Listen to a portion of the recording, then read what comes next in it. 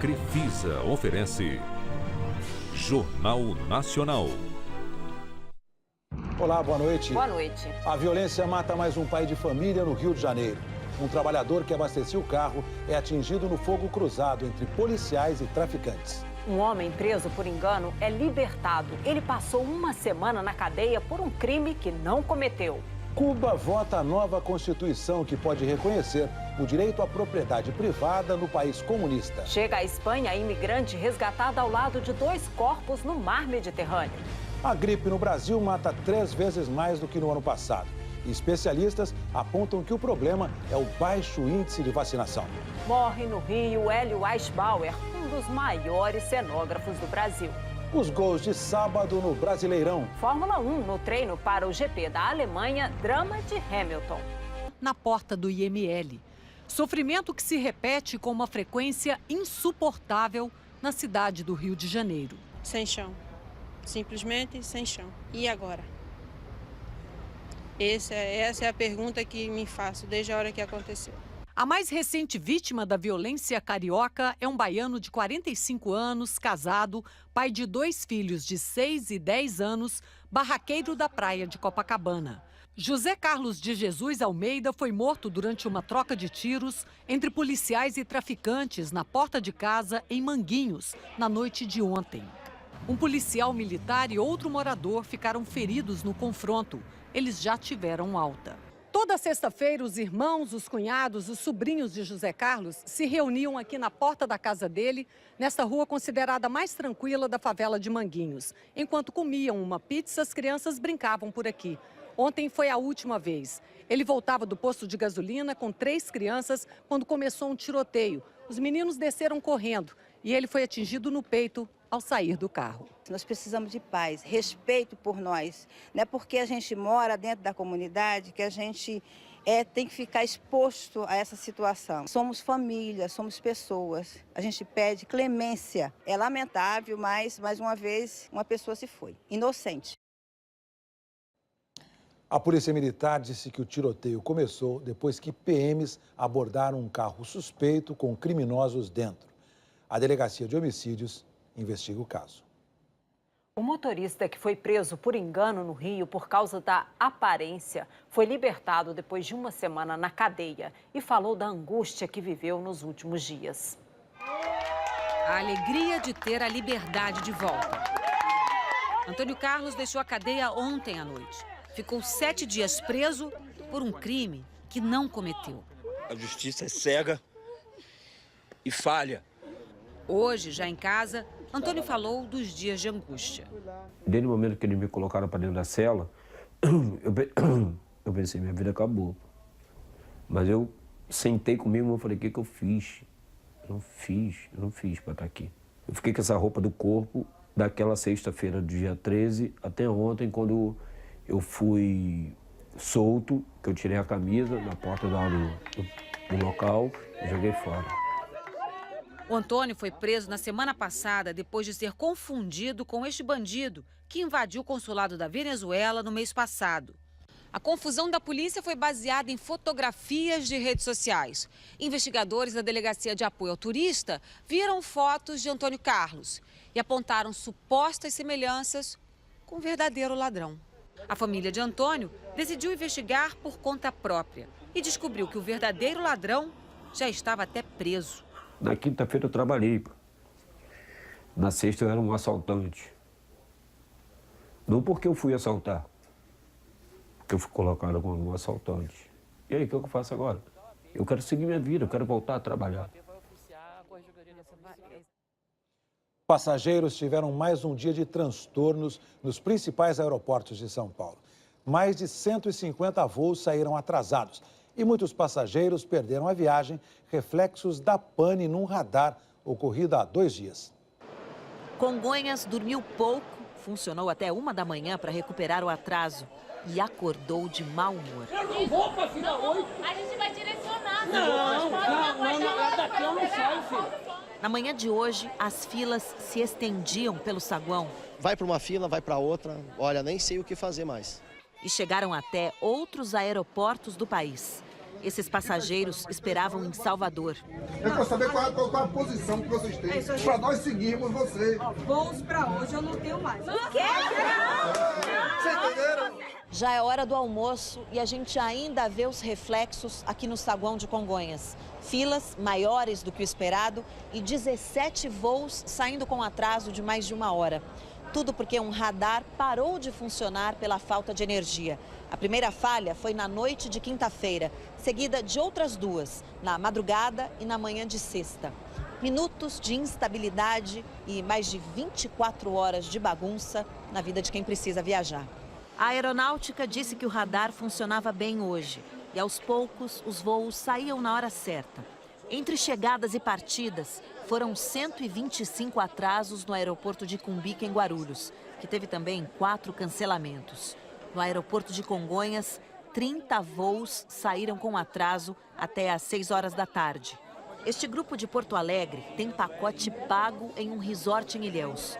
Com a confusão, chegou em São Paulo com quase 3 horas de atraso e, por isso, perdeu a conexão, além das férias. Ficaremos até sexta-feira. Então, estão nos dando passagem para ir para Ilhéus quarta e quinta-feira. O Christian perdeu a chance de escoltar o amigo na cerimônia de casamento militar marcado para hoje à noite em Uberlândia. Ficou sem lugar no voo lotado.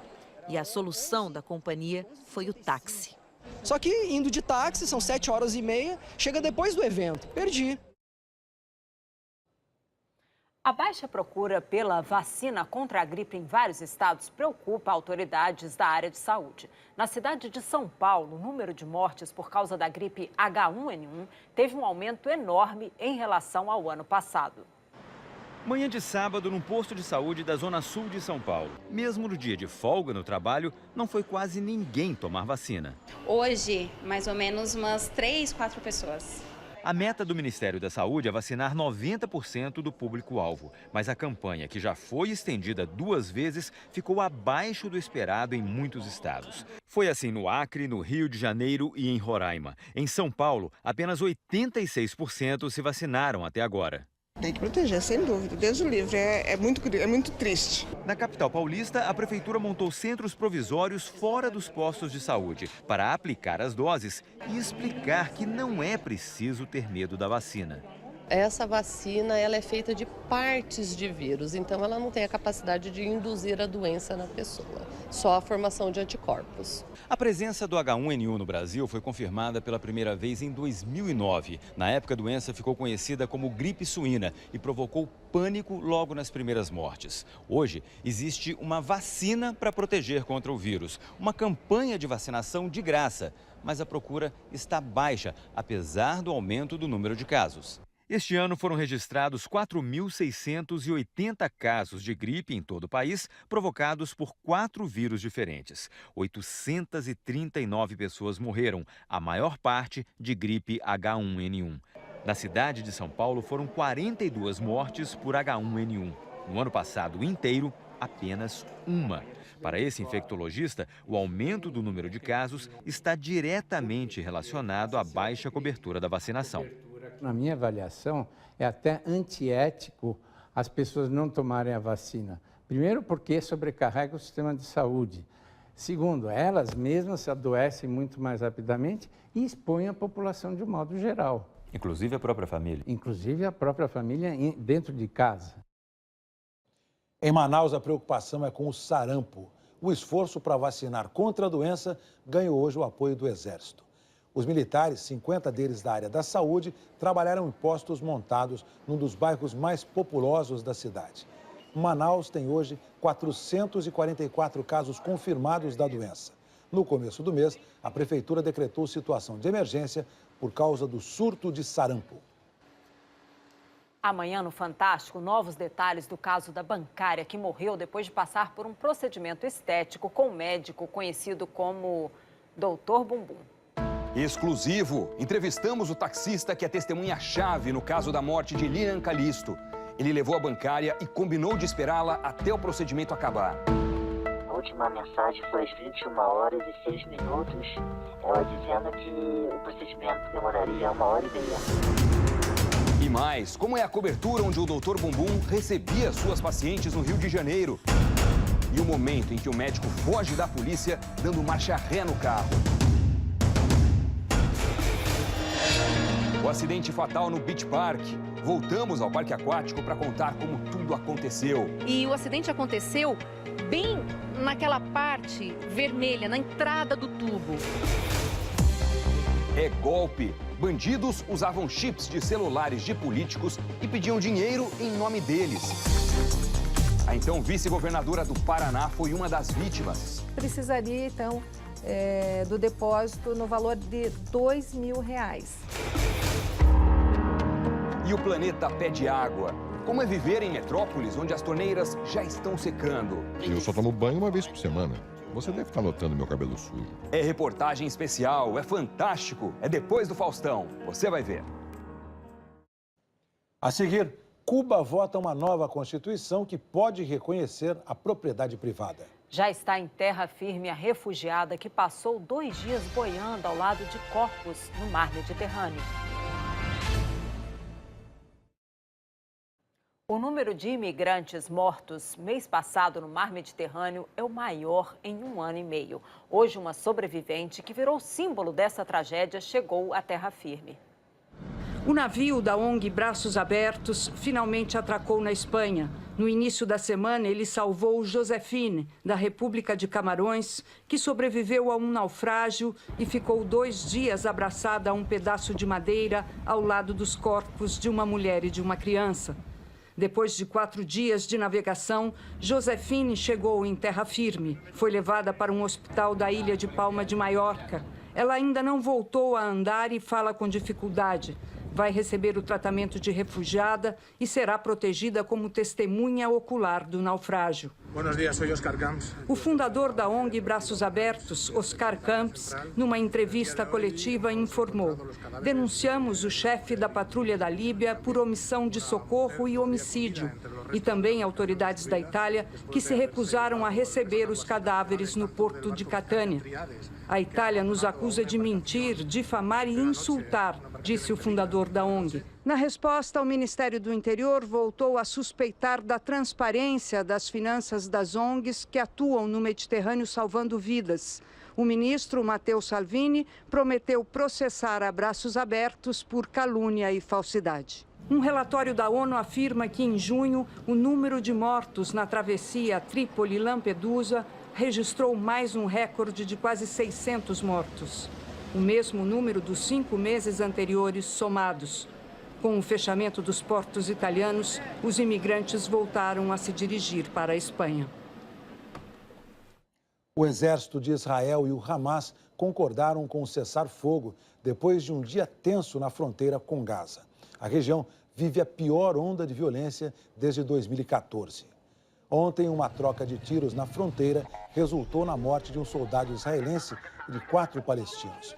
Forças israelenses responderam lançando dezenas de mísseis em prédios do Hamas. Hoje, em Gaza, uma grande manifestação marcou o funeral de um dos palestinos. Esse é o 3º acordo de cessar-fogo entre Israel e o Hamas nas últimas semanas. A Assembleia Nacional de Cuba está reunida neste fim de semana para votar a nova Constituição. São mais de 200 artigos que podem confirmar uma profunda mudança no governo comunista. Em Cuba, as mudanças acontecem num ritmo mais lento. Mas neste final de semana, uma proposta de Constituição vai abrir novos caminhos. O presidente de Cuba, Miguel Díaz-Canel, empossado em abril, nomeou hoje seus ministros. E até o fim de domingo, a Assembleia Nacional vai votar 224 artigos de lei que vão transformar a Constituição da ilha, escrita em 1976, com forte influência soviética. Uma das principais mudanças trata da igualdade de gênero e legaliza o casamento entre pessoas do mesmo sexo. Depois da Revolução Comunista de 1959, milhares de homossexuais foram perseguidos e levados para campos de correção como parte da homofobia institucionalizada. Décadas depois, o próprio Fidel Castro pediu desculpas pela política. Outro artigo importante é o que reconhece a propriedade privada como parte da economia do país.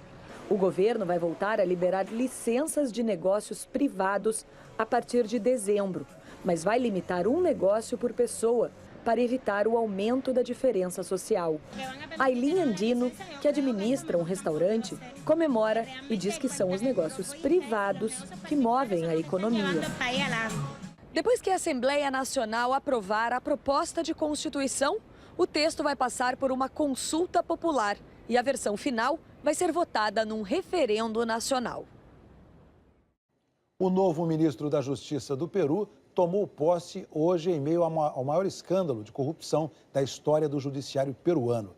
Vicente Ceballos assume no lugar de Salvador Herese, que foi demitido. Ontem, o Congresso destituiu por unanimidade todo o Conselho Nacional de Magistratura, o principal órgão de justiça do país.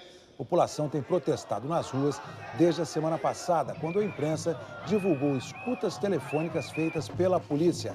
As gravações mostram juízes negociando troca de favores, ajuda a criminosos condenados, redução de penas e fixando preço pelas sentenças.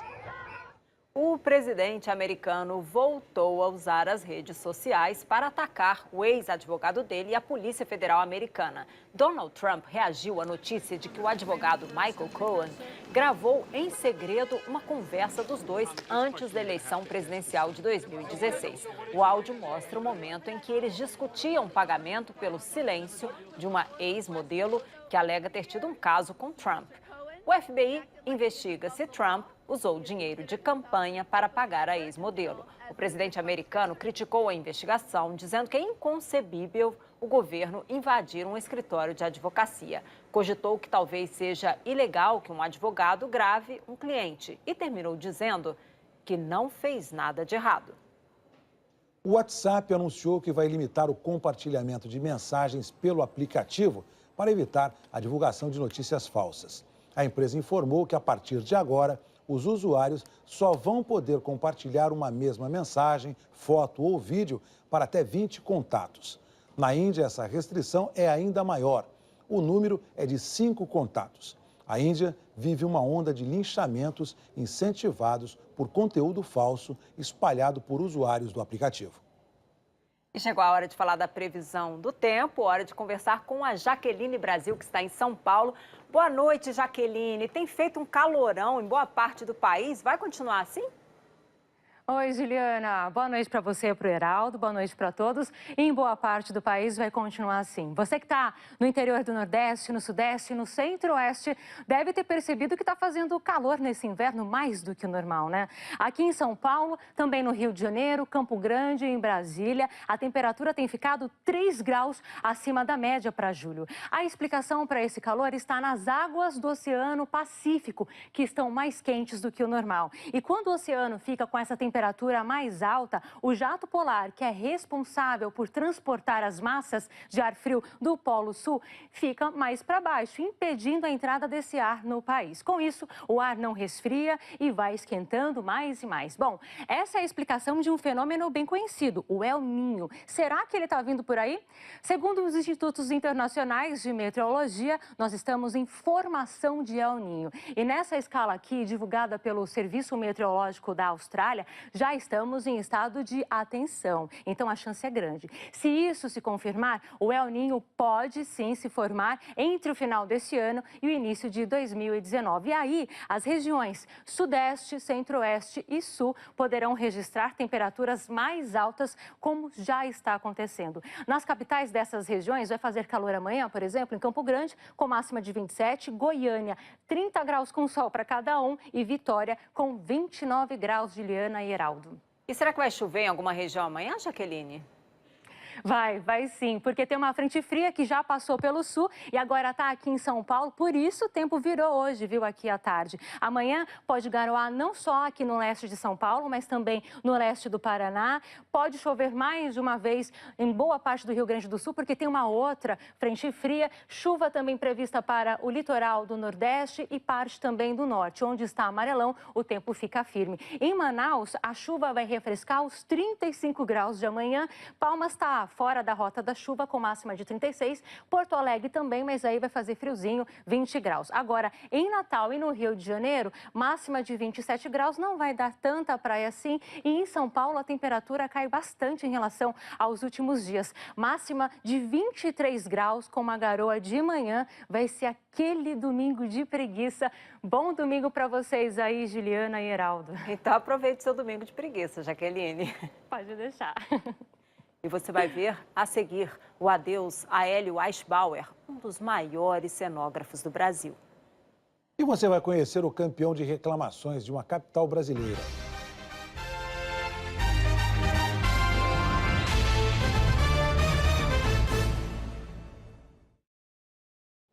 O PSOL oficializou hoje a candidatura à presidência da República do coordenador do Movimento dos Trabalhadores Sem Teto, Guilherme Boulos. O lançamento da candidatura foi na Convenção Nacional do Partido em São Paulo. Guilherme Boulos tem 36 anos, é formado em filosofia pela USP, foi militante da Juventude Comunista e atua no Movimento de Trabalhadores Sem Teto há 16 anos. Vai disputar a presidência pela primeira vez. Em seu discurso, disse que vai combater privilégios e que, se eleito, revogará medidas aprovadas no atual governo, como a reforma trabalhista.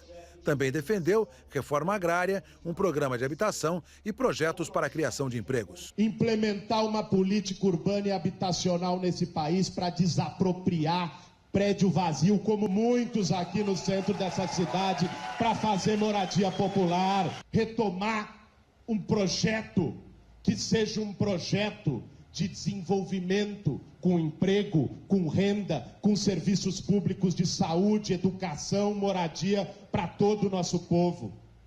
Um projeto de enfrentamento às desigualdades, como nunca se teve no Brasil. A chapa terá como candidata a vice a líder indígena Sônia Guajajara. A Justiça Eleitoral do Paraná decidiu devolver para o juiz Sérgio Moro o inquérito que apura um suposto repasse da Odebrecht ao ex-governador Beto Richa, do PSDB. A investigação se baseia na delação de ex-executivos da Odebrecht. Eles relataram o repasse de R$2,5 milhões do setor de propina da empresa para a campanha à reeleição de Beto Richa em 2014. Um delator afirmou que as doações foram em troca de favorecimento à Odebrecht numa licitação da duplicação da PR-323. A Odebrecht venceu a licitação, mas a obra nunca saiu do papel.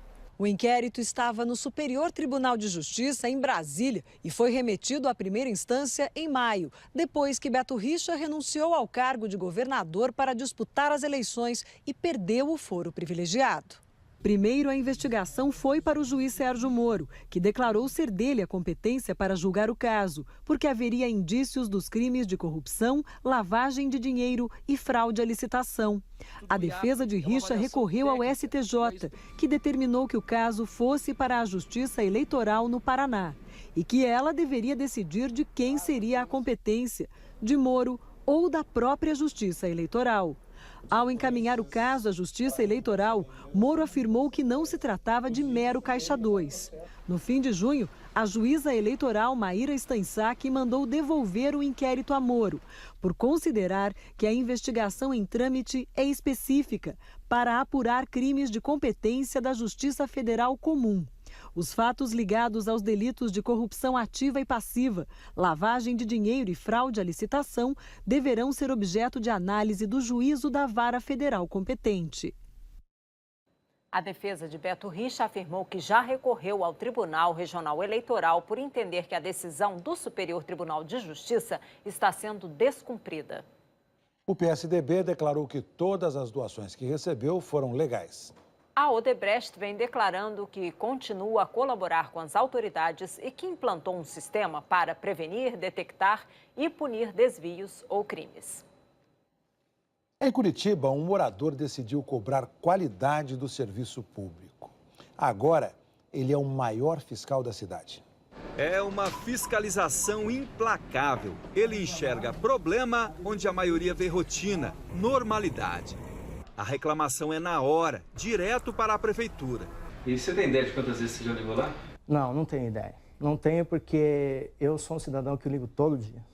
E como liga? De 8 anos para cá, o Sebastião já telefonou quase 30 mil vezes para a central que recebe queixas da população em Curitiba.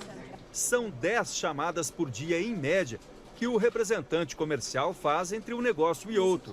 É o maior reclamão da cidade. Ele também cobra prazos e acompanha o andamento dos serviços. Eu faço pelo bem da nossa cidade. Qualquer cidadão que ligue lá tem que ser respondido. Você pega no pé? Pega. Eu sou chato mesmo. Sou chato mesmo.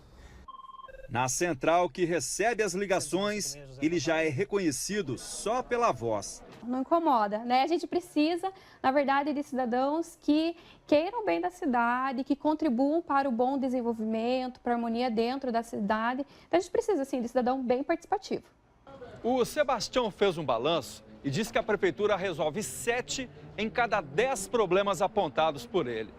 Na lista mais recente, serviços por toda a cidade. Essas lâmpadas que estavam queimadas foram substituídas. O bueiro cheio de lixo, que alagava a rua em dia de chuva, foi desentupido. E os buracos que estavam aqui também foram tapados. Tudo graças ao reclamão. E a cruzada continua. É só sair de casa, ver qualquer coisinha errada, que o telefone entra em ação. Vou continuar ligando sim, porque eu quero que seja resolvido. Eu acho que todo cidadão deveria ser assim, insistente e procurar resolver o problema. E que Brasil você quer no futuro? Meu nome é Atílio Moraes, sou de Soura e Marajó, Pará. E o que eu quero para o Brasil do futuro é um maior investimento dos governantes no turismo e na cultura do Brasil, para que a gente tenha uma maior renda para o nosso Brasil crescer. Meu nome é Patrícia, eu falo do município de Ivolândia, Goiás. E o Brasil que eu quero é aquele em que as obras de governos municipais e estaduais não parem, para que não deixe as pessoas isoladas como aqui estão. Há mais de um ano essa ponte está aqui e as pessoas têm que darem voltas. Falo do Turilândia, Maranhão. E o Brasil que eu quero para o meu futuro é um país que respeite as diversidades, um país em que há igualdade de gênero e que adote a educação como base para o real desenvolvimento. Esse é o país que eu quero para o meu futuro. O meu nome é Clara, eu sou de Cruz Maltina, no Paraná. O Brasil que eu quero é que os aposentados, ao se aposentar, tenham uma aposentadoria digna, que os governantes não tirem o direito deles ser felizes. Aqui é o Renato Pedral de Barrinha, interior de São Paulo, e o Brasil que eu quero para o futuro é um Brasil com mais tolerância, seja ela política, religiosa, de qualquer assunto que seja, que todo mundo passe a aceitar a opinião do outro como a gente gostaria que aceitasse e, acima de tudo, respeitasse a nossa. Meu nome é Maria Francisca Xavier, moro em Catalanda, Bahia, tenho 92 anos, o Brasil que eu quero, sem violência, sem corrupção, um Brasil muito bom e bonito, para todo mundo gostar.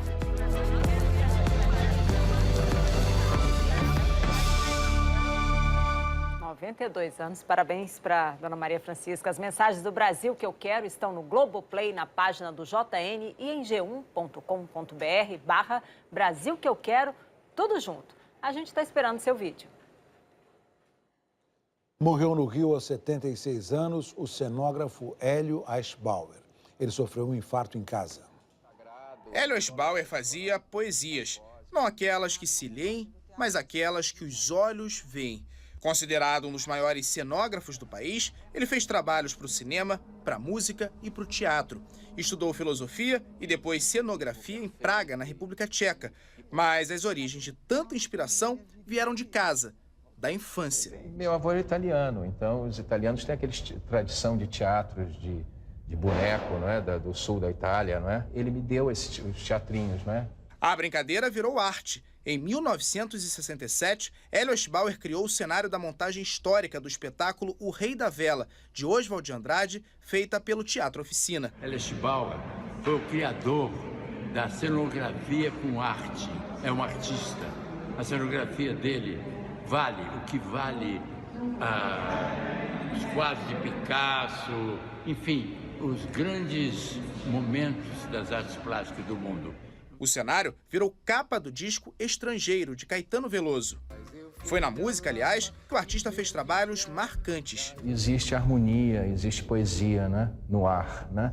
E por isso eu gosto de trabalhar com músicos, né? É de Hélio Aschbauer o cenário do show Offertório, em que Caetano se apresenta com os filhos. Esta noite, na Itália, o cantor homenageou o amigo. Era um grande artista. Seu nome é Hélio Aschbauer.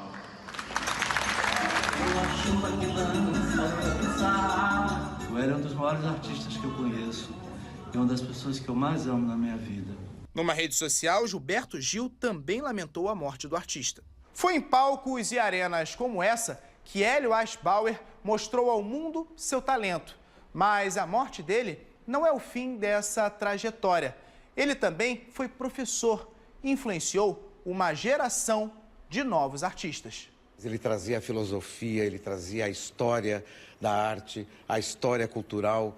Era uma pessoa de uma cultura e de uma sensibilidade ao transmitir isso incrível. Então, ele deixa uma lacuna também nessa área do ensino enorme com a sua partida. E você vai ver a seguir os gols de sábado no Campeonato Brasileiro. E a tecnologia simples que pode facilitar a vida dos cegos nos transportes públicos. Estudantes de Salvador desenvolveram 2 sistemas para ajudar os cegos a circular pela cidade com mais autonomia. Quando um cego chega para pegar um ônibus sozinho, depende da boa vontade dos passageiros e motoristas. Tá indo para onde, por favor? Engenho Velho. Engenho Velho? É. Tá ok, obrigado, hein? Nem sempre dá certo. Acontece, inclusive, de você perder o ônibus. Você não pegar o ônibus, nem saber que ônibus era aquele. Esse dia a dia complicado do deficiente visual no transporte coletivo pode ficar um pouco mais fácil se um equipamento criado por alunos do Instituto Federal da Bahia chegar ao mercado. O sistema alerta os cegos com um aviso de voz quando o ônibus desejado se aproxima. Um transmissor instalado no ônibus emite um sinal de rádio para o receptor que fica próximo ao ponto. O receptor identifica o número da linha e o destino e dispara os comandos para o alto-falante. As linhas, previamente cadastradas, são anunciadas a cada chegada. 1, 6, 4, 4, Pituba. A Kathleen enxerga pouco, só de muito perto, e se animou com a novidade. Eu acho que um programa ou algo que é desenvolvido que possa trazer pessoas que tenha, digamos, uma autonomia, uma liberdade, eu acho que isso é muito válido. Com este outro equipamento, os alunos do Instituto, que oferece cursos técnicos profissionalizantes, ganharam 6 prêmios no Brasil e uma menção honrosa nos Estados Unidos em feiras de tecnologia. O sistema é acionado pelo peso do passageiro numa placa de piso tátil. Se o local for mapeado, a tecnologia é capaz de informar o ponto exato onde a pessoa está e indicar a direção com mensagens como esta, pelo fone de ouvido. À sua frente, acesso aos banheiros. A tecnologia pode complementar a sinalização em locais que já têm pisos táteis, como as estações do metrô em Salvador. Você se sente mais, com mais autonomia, né, e mais segurança para onde você está se conduzindo. Os 2 sistemas custaram menos de R$300 cada um. Tecnologia de baixo custo que pode fazer muita diferença. O que eu espero é que alguma empresa privada, junto ao ente público, socialize isso da maneira mais abrangente possível para dar independência, que é essencial para o cego. Participaram hoje em São Paulo de um festival para comemorar os 110 anos da imigração japonesa no Brasil. E a festa esse ano teve uma visita ilustre. 110 anos, os japoneses chegaram ao Brasil, prosperaram e se misturaram. Só a parte do meu pai. A minha mãe é maranhense, acredita? É uma mistura. O Alex, pai da Eva Mayumi, essa menininha séria, é neto de japoneses. A própria cultura de miscigenação no Brasil fez automaticamente a tradição não ir diminuindo, mas ir abrindo espaço também para outras gerações também ter relacionamentos com não descendentes, né? Mas tem coisa que não muda. O comportamento dele, então ele é uma pessoa bem organizada, bem metódica. Hoje a princesa do Japão, Mako de Akishino, participou do festival aqui em São Paulo. E a quantidade de gente mostra que a cultura japonesa caiu na graça do brasileiro. As cores, as pessoas, a simpatia, a alegria. A influência mais gostosa, claro, é a comida. Os japoneses chegaram aqui quase não tinham ingredientes, então o que esses japoneses fizeram? Eles foram adaptando, mas para poder comer uma comida mais próxima do Japão. Um dos símbolos da cultura musical japonesa, esse tambor é chamado de odaiko. Neste caso, este aqui é o maior do Brasil, tem 400 quilos com a base e veio do Japão de navio. E acredite, é funcional e utilizado em apresentações.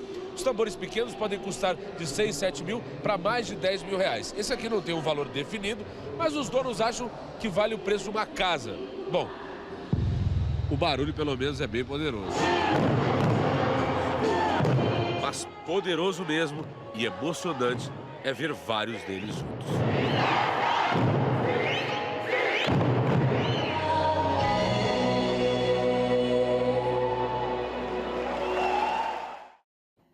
Que lindo. O Jornal Nacional termina aqui. Boa noite para você.